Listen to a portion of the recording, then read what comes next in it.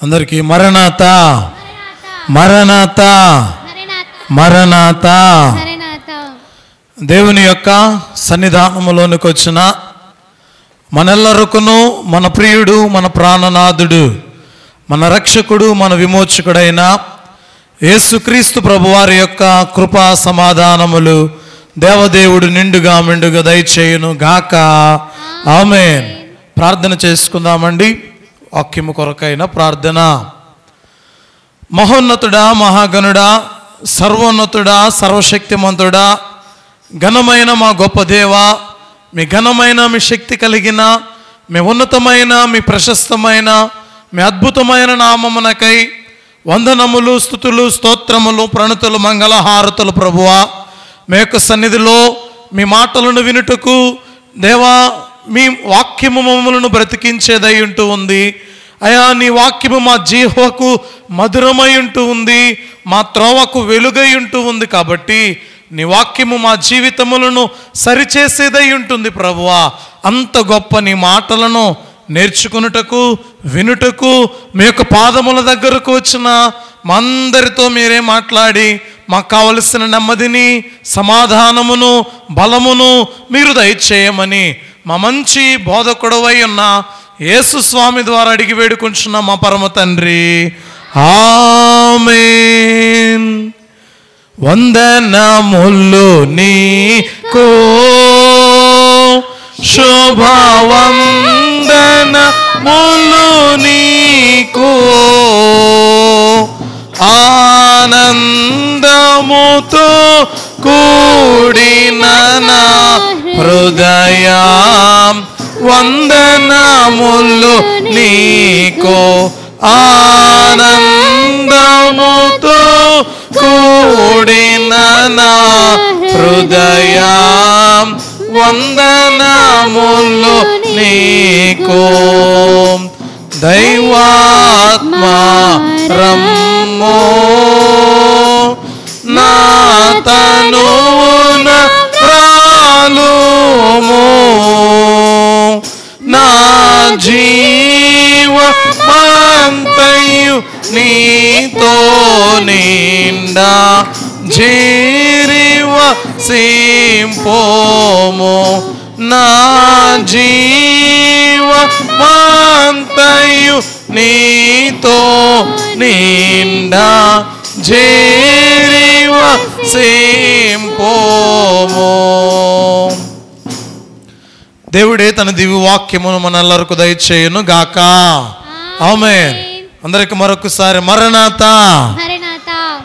మంచిదండి. దేవుని యొక్క మహాకృప వలన నేటి దినాన మనందరము కూడా సజీవులమై ఉంటూ ఉన్నాం. ఆయన సన్నిధానములో చేరినటువంటి మనందరము కూడా ఆయన మాటలను నేర్చుకున్నకు వచ్చి ఉన్న మనందరము కూడా ఆయన కృప లేనిదే, ఆయన దయ లేనిదే, ఆయన ఆదరణ లేనిదే, ఆయన కృప నేటి దినాన మనందరినీ కూడా సజీవ లెక్కలో ఉంచినదై ఉంటూ ఉంది. నేటి దినాన మనందరం సజీవులముగా దేవునిని ఆరాధిస్తూ ఉన్నాము, దేవునిని స్తుతిస్తూ ఉన్నాము, దేవుని నామాన్ని ఘనపరచుటకై వచ్చి ఉన్నాము. అంటే దీనంతటికీ గల కారణము ఏమై ఉంది అంటే దేవుని యొక్క ఉచితమైన కృప. దేవుని యొక్క వాక్యములో ఒక మాట ఉంది, నేనేమై ఉన్నానో అది నీ దయ వల్లనే ప్రభువా, నీ కృప వల్లనే ప్రభువా అనేటువంటి మాట. దావీదు గారు దేవుని యొక్క వాక్యములో ఒక మాట వ్రాస్తారు, మన్ను నిన్ను స్తుతించునా. ఏమండి, మన్ను దేవునిని స్తుతిస్తుందా? స్తుతించదు. దేవుని యొక్క వాక్య భాగములో నేటి దినాన మనందరము కూడా బ్రతికి ఉన్నాం కాబట్టి ఆయన యొక్క జీవము అనేది మనందరిలో ఉంది కాబట్టి ఆయన సన్నిధానములో ఆయనను స్తుతించే వరుసలో మనందరము కూడా ఉంటూ ఉన్నాం. మంటి పాత్రలలో దేవుడు మహిమను ఉంచిన దేవుడై ఉంటూ ఉన్నాడు. చేరినటువంటి మనందరము కూడా ఆయన మహిమ సన్నిధిలోనికి, ఆయన గొప్ప సన్నిధి కాంతిలోనికి మనందరము వచ్చిన వారమై ఉంటూ ఉన్నాం. నేటి దినాన్ని చూడలేనటువంటి వారు ఎందరో ఉన్నప్పటికీ, సజీవులుగా లేనటువంటి వారు ఎందరో ఉన్నప్పటికీ ఆయన ప్రేమను బట్టే, ఆయన కృపను బట్టే ఇంకా మనము జీవిస్తూ ఉన్నవారమై ఉంటూ ఉన్నాం. ప్రియమైన దేవుని బిడ్డలారా, దేవుడు ఇంకా మనలను కాపాడుతూ ఉన్నాడు, దేవుడు ఇంకా మనలను రక్షిస్తూ ఉన్నాడు అంటే మీ అందరికీ ఎప్పుడు చెబుతూనే ఉంటాను, ఒక కారణం అనేది ఇంకా ఉందండి. ఆయన మనలను సజీవులుగా ఉంచాడు అంటే, ఆయన మనలను బ్రతికిస్తూ ఉన్నాడు అంటే, ఆయన ఊపిరి ఇంకా మనలో ఉంది అంటే దేవుని యొక్క వాక్య భాగం తెలియచేస్తూ ఉంది, మనందరము కూడా ఒక కారణము నిమిత్తమై ఈ లోకములో ఇంకా జీవిస్తూ ఉన్నాము. ప్రియమైన దేవుని బిడ్డలారా, వాక్యం తెలియచేస్తూ ఉన్నటువంటి మాట ఆయన చెబుతూ ఉన్నాడు. యేసు ప్రభు వారు తన వాడుక చొప్పున బోధిస్తూ ఆయన అనేక మార్లు తెలియచేస్తూ ఉన్నటువంటి మాట, మారు మనస్సు పొందుడి. ఏమనేవారండి? మారు మనస్సు పొందుడి అనేటువంటి మాటలను తెలియచేస్తూ ఉన్నవారై ఉంటూ ఉన్నారు. దేవుని యొక్క వాక్య భాగాలలో యేసుక్రీస్తు ప్రభు వారు ఈ వార్తను, ఈ బోధను చేస్తూ ఉంటే అక్కడ ఉన్నటువంటి వ్యక్తులలో ఒక వ్యక్తి లేచి, అయ్యా మా కుటుంబంలో ఒక సమస్య ఉంది, మా కుటుంబంలో ఆస్తి సమస్య ఉందయ్యా, ఈ ఆస్తి సమస్య తీరిపోవాలి అంటే నీవు నాకు ఏదైనా ఒక సహాయం చెయ్యి అని అడుగుతూ ఉన్నాడండి. ఇదిగో ఈ ఆస్తి సమస్య వలన నా అన్నకు, నాకు, ఇంకా నా తండ్రికి నాకు తగాదా ఉందయ్యా, కాబట్టి ఏదైనా సహాయం చేయని ప్రభువారిని అడిగినప్పుడు ప్రభువారు వెంటనే లేచి ఒక ఉపమానాన్ని వారికి తెలియచేశాడు. ధనవంతుడిని గురించి తెలియచేశాడు. ప్రియ దేవుని బిడ్డలారా, ధనవంతుడిని గురించి తెలియచేస్తూ అంటూ ఉన్నాడు, ఒక ధనవంతుడు ఉన్నాడు, ధనవంతుడు చక్కగా ఆస్తిని సమకూర్చుకున్నాడు, కొట్లలో కూర్చుకున్నాడు, ధనం సమృద్ధిగా ఉందనుకున్నాడు. కానీ దేవుడు అంటూ ఉన్నాడు, ఈ రాత్రికి నీ ప్రాణం అడిగితే నీ ఆస్తి ఎవరి దగ్గును అంటూ ఉన్నాడని దేవుడు ఉపమానాలను తెలియచేస్తూ ఉన్నాడు. అయితే ప్రియ దేవుని బిడ్డలారా, దేవుని యొక్క వాక్య భాగాలలో మనం గమనించిన వారమైతే నేటి దినాన జరుగుతూ ఉన్నటువంటి అనేక ప్రకృతి వైపరీత్యాలను బట్టి, ప్రకృతి విపత్తులను బట్టి, అయ్యా ఇది దేవునికి తెలియకుండానే జరుగుంటుందా? ఈ విపత్తు ఆయన ఆజ్ఞ లేనిదే జరుగుంటుందా? దేవుడు ఎందుకు దీనిని జరిగిస్తూ ఉన్నాడు? అయ్యా అక్కడ ఉన్నటువంటి వారు, ఆ ప్రాంతంలో ఉన్నటువంటి వారు పాపముతో నిండిన వారేమో, పాపము ప్రబలిందేమో, దేవుని కోపము వారి మీద రగిలిందేమో అని రకరకాలైనటువంటి మాటలు మాట్లాడేవారై ఉంటారు. ప్రియమైన దేవుని బిడ్డలారా, మీరు ఆలోచన చేయండి. గత కాలములో జరిగినటువంటి ప్రకృతి విపత్తును బట్టి, విజయవాడలో జరిగినటువంటి ఈ యొక్క ప్రళయాన్ని బట్టి అక్కడ ఉన్నటువంటి ప్రజలు మనం అనుకుంటూ ఉన్నాం, వారు ఎంత పాపం చేశారో, వారు ఏ విధమైనటువంటి పాపం చేశారో, దేవునికి ఎందుకు కోపం వచ్చిందో, దేవుడు ఎందుకు దానిని ఆ విధమైనటువంటి శిక్షకు దానిని లోను చేశాడు అని రకరకాలుగా మాట్లాడుకునే వారంగా ఉంటాం. వాక్యాన్ని తెలిసినటువంటి మనం, వాక్యాన్ని గ్రహించే వారమైనటువంటి మనము, దేవుని మాటలను ధ్యానిస్తూ ఉన్నటువంటి మనము ఈ విధముగా మాట్లాడకూడదు అని దేవుని యొక్క వాక్యము తెలియచేస్తూ ఉంది. యేసుక్రీస్తు ప్రభువారు కూడా బోధిస్తూ ఉన్నప్పుడు అక్కడ ఉన్నటువంటి వారు దేవుని మాటలు వింటూ ఉన్నప్పుడు ఆ చోటులో ఉన్నటువంటి కొంతమంది వచ్చి యేసయ్య దగ్గర చెప్తూ ఉన్నారు, అయ్యా ఇదిగో ఈ ప్రాంతములో గోపురము కూలిపోయి 18 మంది చనిపోయారంటున్నారండి. ఏమండి, యేసయ్య బోధిస్తూ ఉన్నాడు, స్వార్థ ప్రకటన జరుగుతూ ఉంది, దేవుని మాటలు తెలియచేయబడుతూ ఉన్నాయి, అందరూ కూడా వినేవారు వింటూ ఉన్నారు. అంతలోకే అక్కడి నుండి ఎవరో ఒకరు వచ్చి ఏమంటూ ఉన్నారో తెలుసా? అమ్మా ఏమైపోయిందట? గోపురం కూలిపోయింది. గోపురం కూలి ఎంతమంది చనిపోయారటండి? 18 మంది చనిపోయారు. ఎక్కడో తెలుసా? దేవుని యొక్క వాక్యం నేటి దినాన మనందరితో మాట్లాడుతూ ఉంది. అయ్యా యేసయ్య ఆ ప్రాంతంలో ఉన్నాడు, యేసయ్య ఆ ప్రాంతంలో దేవుని మాటలను తెలియచేస్తూ ఉన్నాడు. అయితే ఎందుకు ఈ రకమైనటువంటి విపత్తు జరిగింది? అవండి, ఎందుకు ఈ విధమైనటువంటి విపత్తు జరిగింది? దేవదేవుడు మాట్లాడుతూ ఉన్నటువంటి మాటలు నేటి దినాన మనం గమనించే వారమై ధ్యానించే వారమై ఉండాలి. ప్రకృతి విపత్తు జరుగుతూ ఉంది అంటే అది ఎవరో చేసినటువంటి పాపమును బట్టో, ఎవరో చేసిన అతిక్రమమును బట్టో, అన్యాయమును బట్టో కాదు. దేవాతి దేవుడు తెలియచేస్తూ ఉన్నాడు. ఆ ప్రాంతంలో జరిగినటువంటిది మన ప్రాంతంలో జరిగి ఉంటే ఏ విధమైనటువంటి విధానాన్ని అనుభవించే వారముగా ఉంటామో దేవదేవుడు తెలియచేస్తూ ఉన్నాడు. ప్రతి దానిని చూసి కొన్ని మాటలను నేర్చుకొనమని వాక్యము మనందరితో కూడా సెలవిస్తూ ఉంది. వాక్య భాగాలలో ఈ మాటలను జ్ఞాపకం చేస్తాను. చూడండి, పరిశుద్ధ గ్రంథములో లూకాసు వార్త 13వ అధ్యాయము, లూకాసు వార్త 13వ అధ్యాయము మొదటి నుండి మనం గమనించిన వారమైతే, పిలాతు గలిలయులైన కొందరి రక్తము వారి బలులతో కలిపి ఉండెను. ఆ కాలమున అక్కడున్న కొందరు ఆ సంగతి యేసుతో చెప్పగా. అమ్మా, విన్నారా ఈ మాట? పిలాతు ఏం పని చేశాడటండి?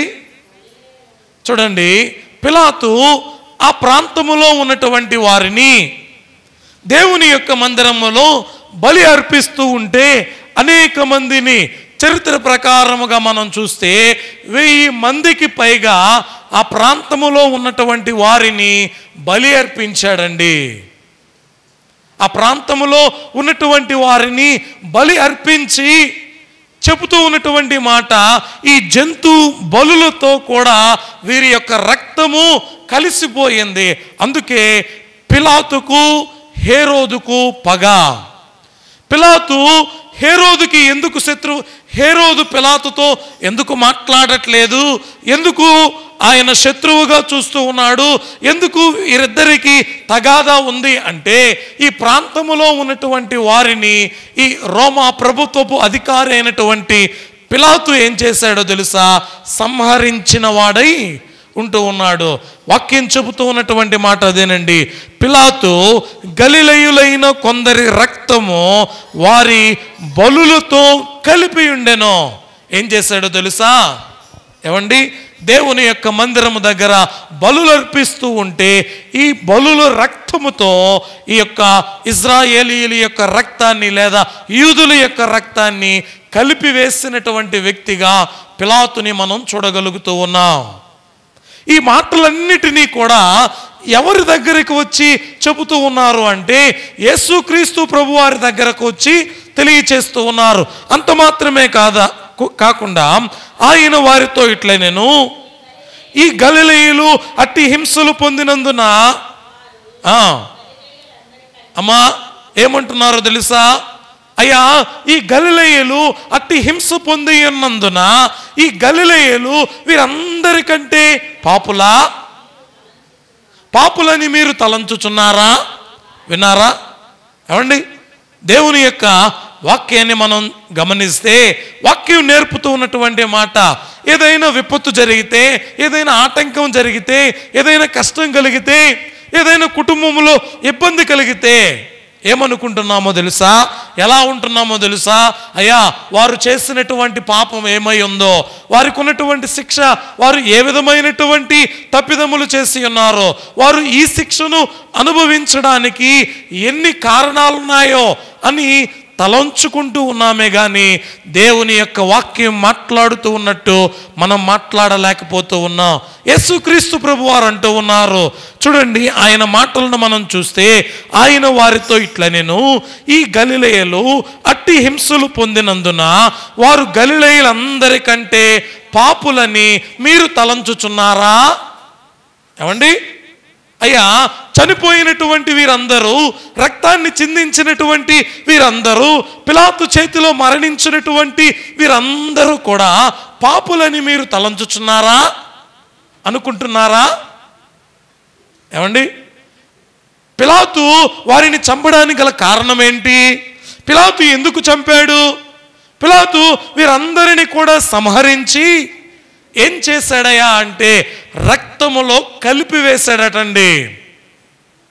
చూడండి, ఆనాటి దినాలలో వారు బలులు అర్పిస్తూ ఉంటే యెరూషలేము దేవాలయము దగ్గర నుండి యెరూషలేము వీధులలో రక్తము ప్రవహించేది. ఆ విధముగా పిలాతు ఏం చేశాడు అంటే వారి యొక్క సంహారాన్ని మనం ఇక్కడ వాక్య భాగాలలో చూడగలుగుతూ ఉన్నాం.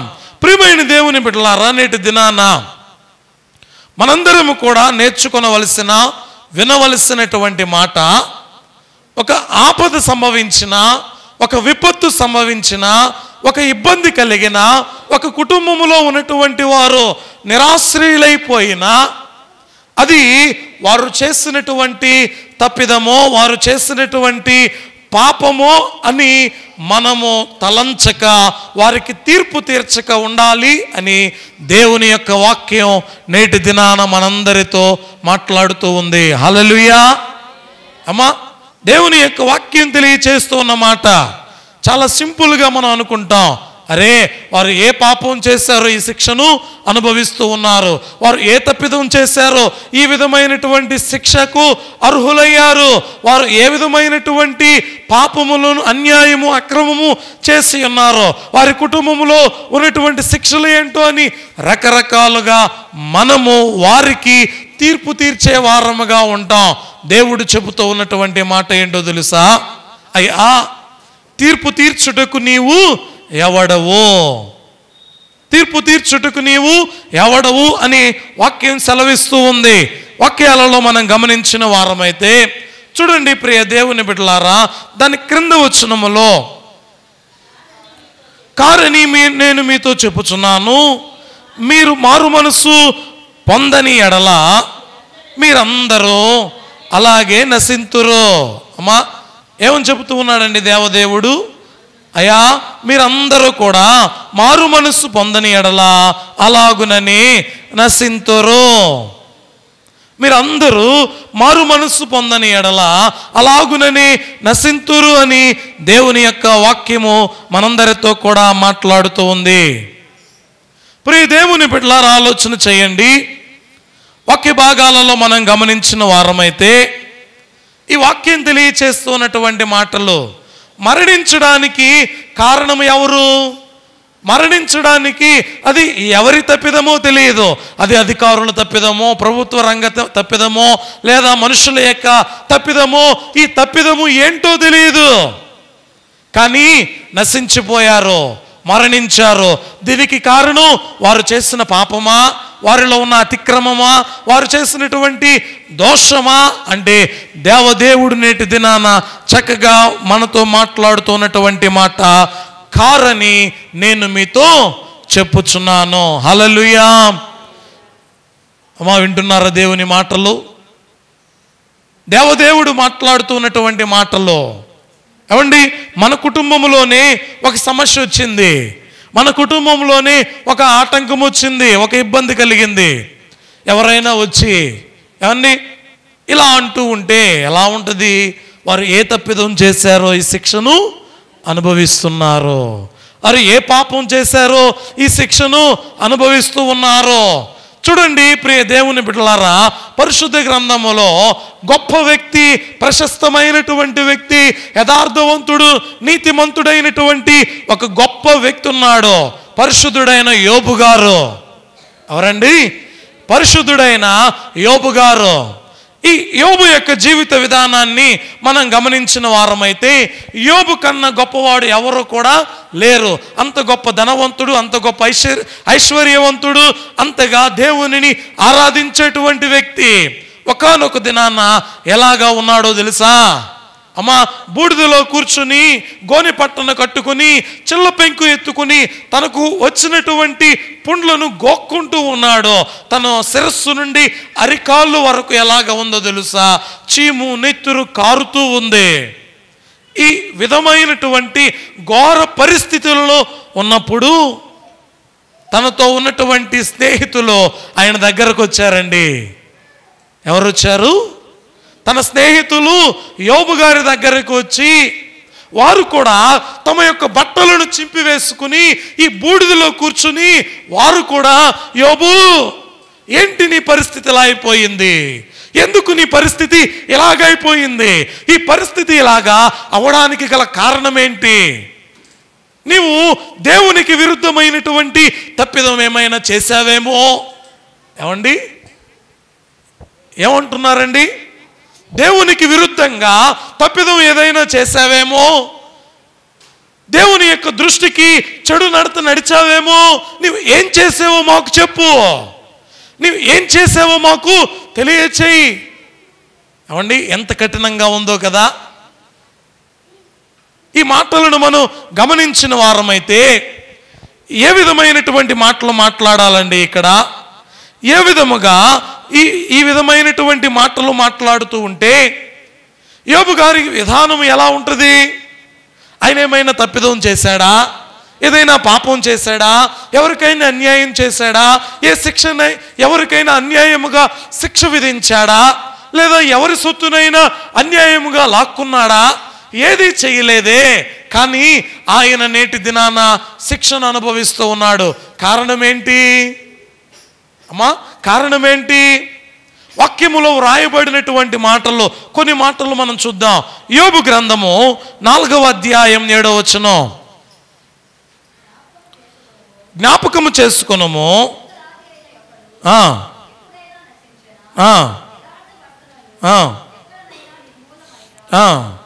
చూడండి ఏమంటున్నారో తెలుసా?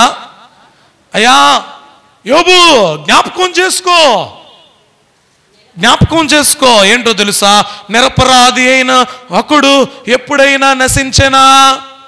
అయ్యా, అపరాధం ఏమీ చేయకుండా ఉంటే, అపరాధం అనేది నీవు చేయకుండా ఉంటే, వాక్యములో వ్రాయబడిన మాట, నిరపరాధి అయినటువంటి వ్యక్తి ఎప్పుడైనా నశిస్తాడా?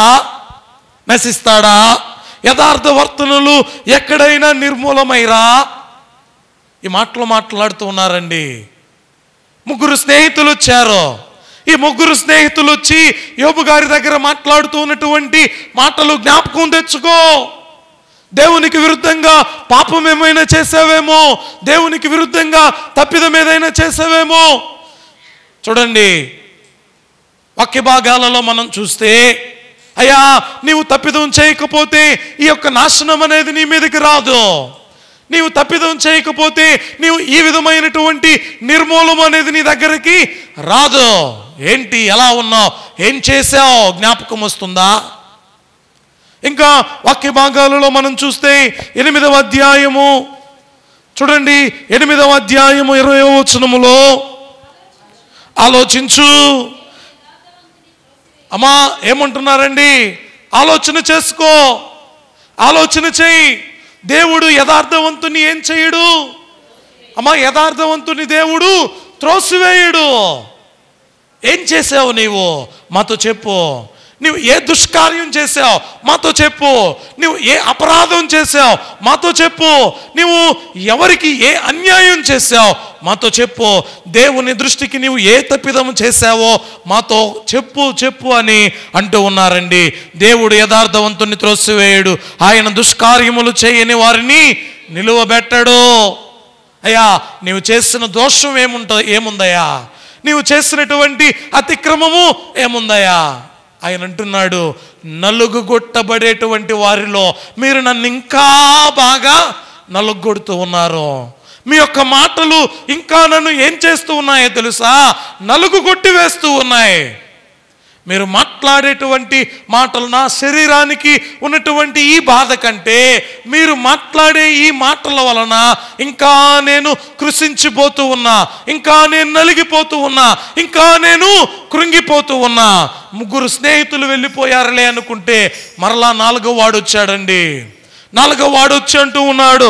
చూడండి ప్రియ దేవుని బిడ్డలారా, 22వ అధ్యాయము యోబు గ్రంథములో 22వ అధ్యాయము 4-5 వచనాలను మనం చూస్తే, ఆయన యందు భయభక్తులు కలిగి ఉన్నందున ఆయన నిన్ను గద్దించునా? నీ భయభక్తులను బట్టి. చూడండి అప్పుడు మొదటి వచనములో, అప్పుడు తేమానీయుడైన ఎలీఫజు ఇలాగున ప్రత్యుత్తరం ఇచ్చెను. చూడండి, ఆయన యందు భయభక్తులు కలిగి ఉన్నందున ఆయన నిన్ను గద్దించునా? నీ భయభక్తులను బట్టి ఆయన నీతో వ్యాజ్యమాడునా? అయ్యా, నీవు భక్తిపరుడువే కదా. అవండి, నీవెవరివి?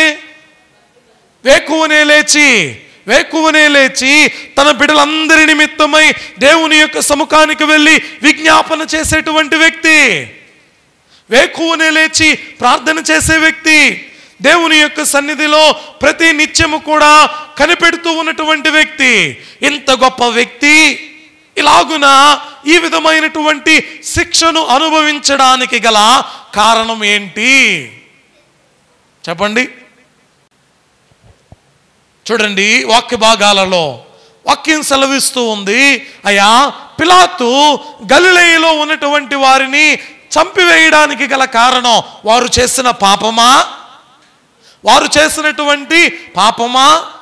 యోబు ఈ విధమైనటువంటి శిక్షను అనుభవించడానికి గల కారణం ఆయన చేసినటువంటి తప్పిదమా? ఆయన చేసినటువంటి పాపమా? ఏంటండి?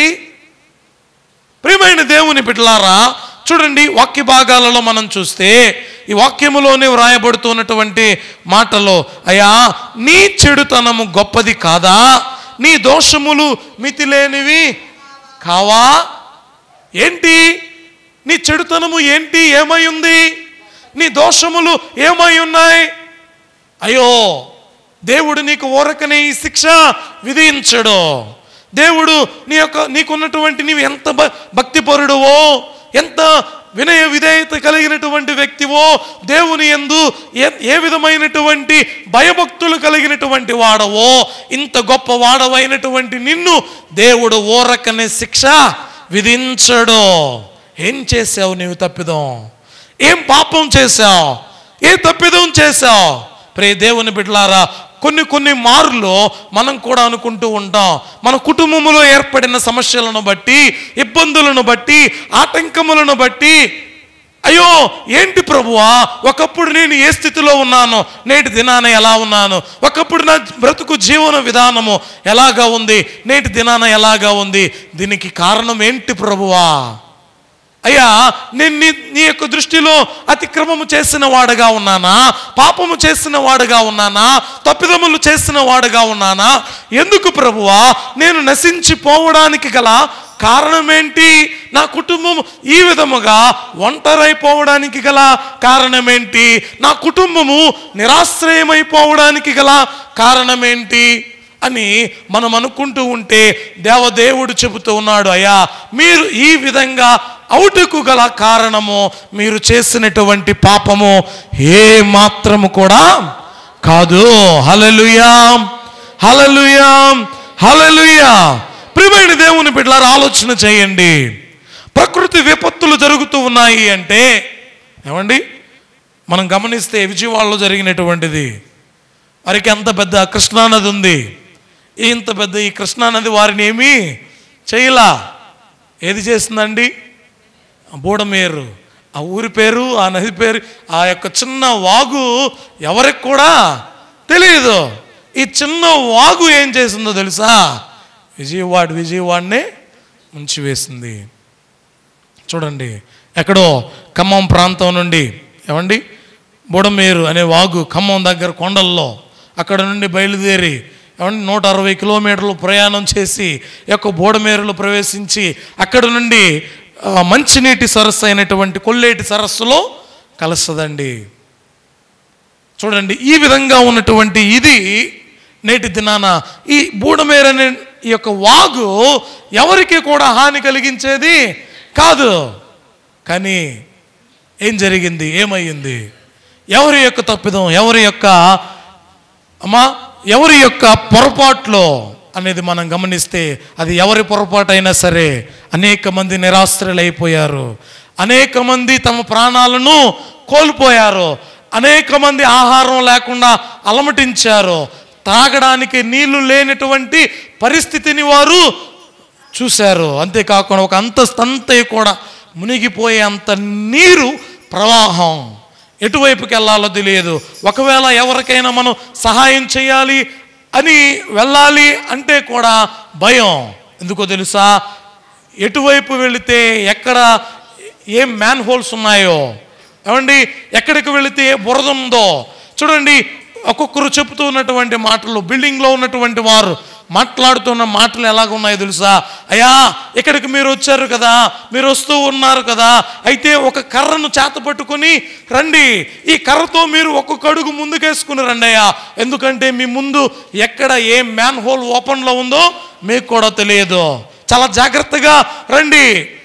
ఏమండి, అంతేకాకుండా ఈ నీటికి ఎక్కడెక్కడి నుండో పాములు వచ్చి అనేక మందిని చంపివేశాయి, అనేక మందికి గాయములయ్యాయి. ఎవరండి? ఆ నీటిలో మరణించినటువంటి వారు ఎంతమంది ఉన్నారో, వరదల్లో మరణించినటువంటి వారు ఎంతమంది ఉన్నారో ఎవరికి కూడా లెక్కలే లేవు. ప్రియమైన దేవుని బిడ్డలారా, ఒక్కొక్కరు తమ యొక్క బంగారాన్ని కోల్పోయారు, ఆస్తులను కోల్పోయారు, తాము కూడబెట్టుకున్నటువంటివి ఎన్నిటినీ ఎంతమంది కోల్పోయారో. అయ్యా, ఇప్పటి వరకు మేము సంపాదించుకున్నాం, కూడబెట్టుకున్నాం, చక్కగా ఉంది, ఇక ఏంటి మాకు అనుకున్నటువంటి వారి లైఫ్ ఏమైపోయిందో తెలుసా? మరలా మొదటి నుండి స్టార్ట్ చేయాల్సినటువంటి పరిస్థితి వచ్చింది.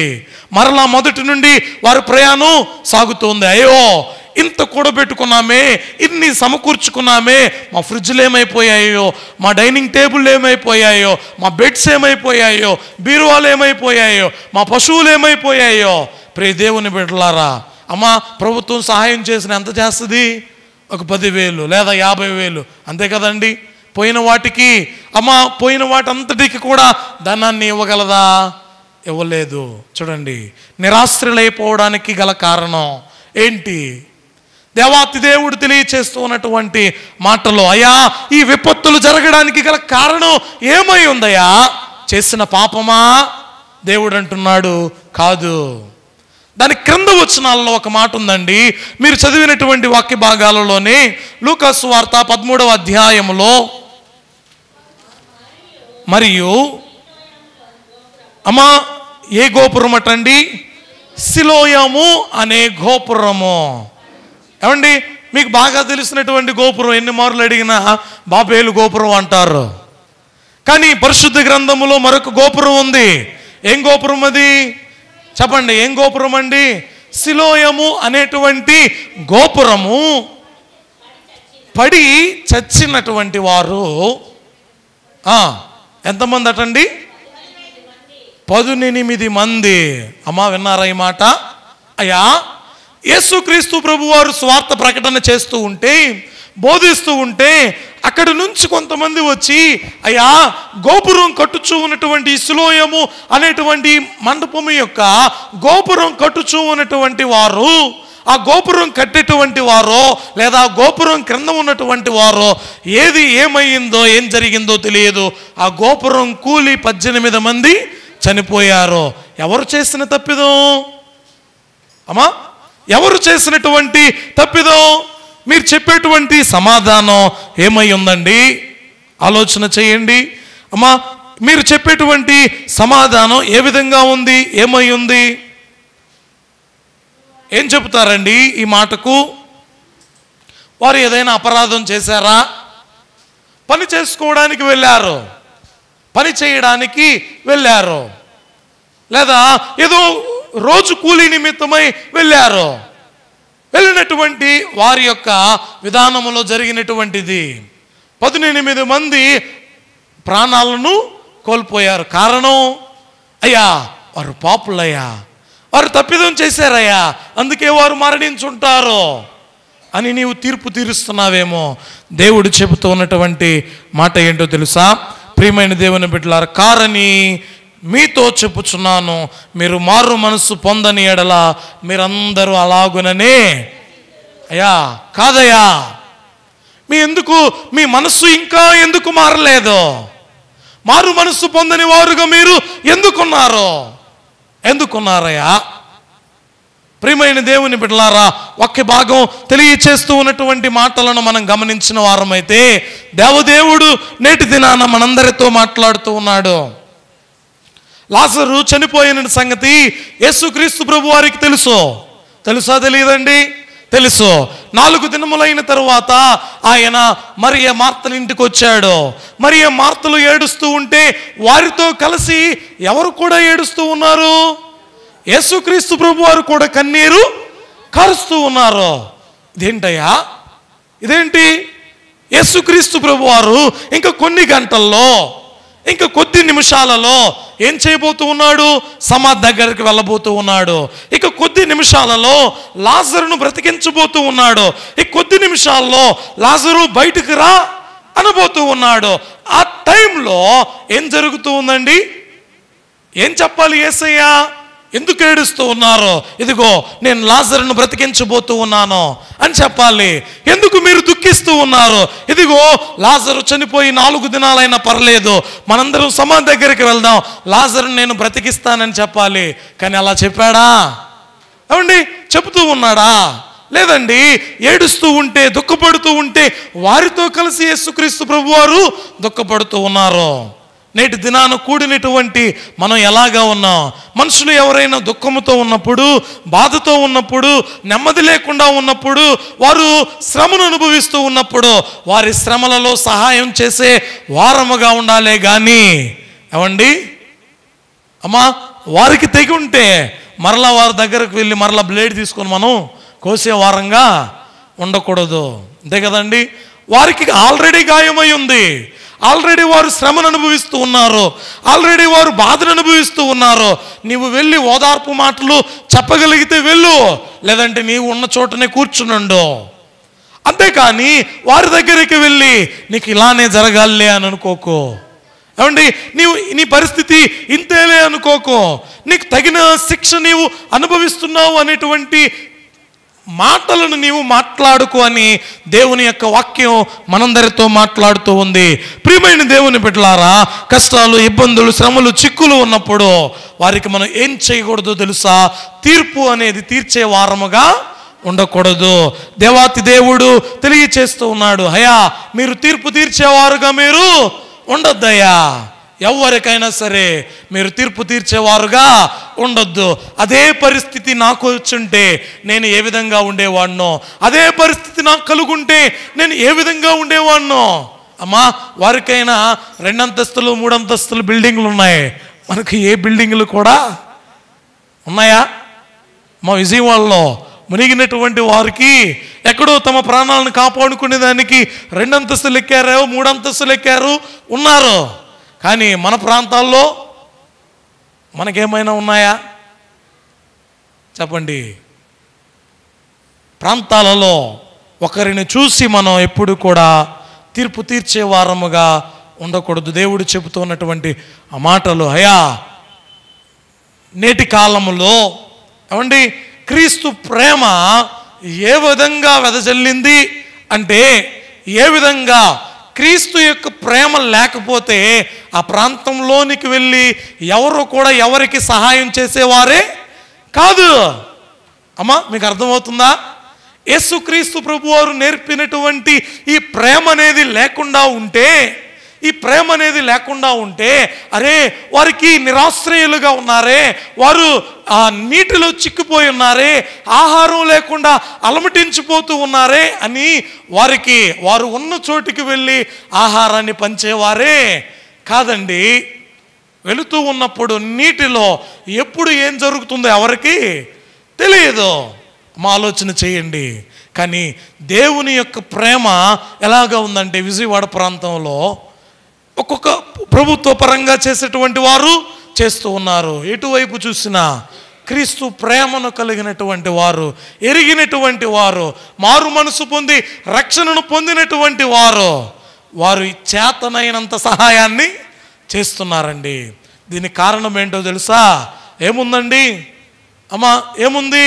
అరే మీరు ఇలాంటి శిక్షణ అనుభవించాలి అనుకోలా, మీకు మేము చేతనైనంత సహాయాన్ని చేస్తాం అని సహాయం చేసేవారుగా ఉంటూ ఉన్నారు. కాబట్టి ప్రియ దేవుని బిడ్డలారా, గమనించండి, వాక్యం సెలవిస్తూ ఉన్నటువంటి మాట, ఆకస్మికముగా ఏర్పడినటువంటి విపత్తును బట్టి నీ బాధ్యత ఏంటి? ఏమండి, ఏంటి మీ బాధ్యత ఏంటి? ఏం చేస్తారు మీరు? ఏం చెప్పగలరు దీనికి? అయ్యా ప్రకృతిలో జరిగేటువంటి ఈ ప్రకృతి వైపరీత్యాలను బట్టి, విపత్తులను బట్టి, ఆకస్మికముగా ఏర్పడినటువంటి ఈ విధి విధానాలను బట్టి నేను ఏం చేయాలి? అయ్యా విపత్తుల్లో నేను లేను, కానీ విపత్తు కలిగినటువంటి వారు ఉన్నారో వారికి నేను ఏ రకమైనటువంటి సహాయాన్ని చేయగలను అనేది ఆలోచన చేసే వారముగా మనం ఉండాలి. దేవదేవుడు తెలియచేస్తూ ఉన్నటువంటి మాటలండి. కొన్ని ఫొటోస్ ఫేస్బుక్లో వైరల్ అవుతూ ఉన్నాయి. ఏంటో తెలుసా, ఒకప్పుడు అండి ఇంటి ముందు ఒక బోర్డు పెట్టుకునేవాళ్ళు. వీరు తప్ప ఈ ఇంట్లో బాడుకి ఎవరికి కూడా ఈ ఇంటిలో బాడుకి మేము ఏమో ఈ క్యాస్ట్ కలిగినటువంటి వారికి మేము బాడుకి ఇస్తాం, లేదంటే క్రైస్తవులకు తప్ప ఇంకెవరికైనా మేము బాడుకి ఇస్తామని రకరకాలుగా ఒక్కొక్కరు వారికి తగినట్లుగా వారి ఇంటి ముందు చిన్న బోర్డు పెట్టుకునే వాళ్ళు. ఏ విధంగానో తెలుసా, అయ్యా ఈ ఇంట్లో కొంతమంది పెట్టుకుంటారు బ్యాచిలర్స్ రూమ్స్ అని పెట్టుకుంటారు, కొంతమంది ఫ్యామిలీస్కి రూమ్స్ అని పెట్టుకుంటారు, కొంతమంది ఎలా పెట్టుకుంటారంటే ఈ క్యాస్ట్ కలిగినటువంటి వారికి మాత్రమే ఈ ఇంట్లో బాడీకి మేము ఇస్తామంటారు. అంతేకాకుండా కొంతమంది ఈ విధమైనటువంటి ఫీలింగ్ కలిగినటువంటి వారు. అంతేకాకుండా క్రైస్తవులైతేనే క్రైస్తవులకి తప్ప మిగతా ఎవరికైనా మేము ఇస్తామని కొంతమంది రకరకాలుగా మాట్లాడేవారు, రకరకాలుగా ఉండేవారు కూడా ఉన్నారా లేరండి? మనిషి యొక్క మనస్సు ఎలాంటిది? అన్నీ ఉన్నప్పుడు అరే వారు నా దగ్గరికి రావడం ఏంటి, వారి దగ్గరికి నేను వెళ్ళడం ఏంటి, వారెవరు అనేటువంటి భావన, గర్వము, అహంకారం అనేది మనిషిలోనికి వస్తుంది.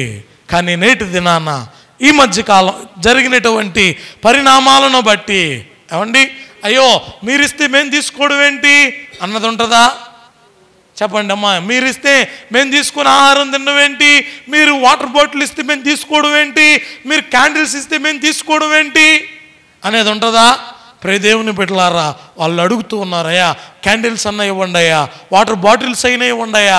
వారి పరిస్థితులను, పరిణామాలను చూస్తే ఆ ప్రాంతంలో ఉండి సంచరిస్తూ వారికి సహాయం చేసినటువంటి వారికి, దాన్ని అనుభవించినటువంటి వారికే ఆ బాధ ఏంటో, ఆ వ్యధ ఏంటో, ఆ ఘోష ఏంటో అర్థమవుద్దండి.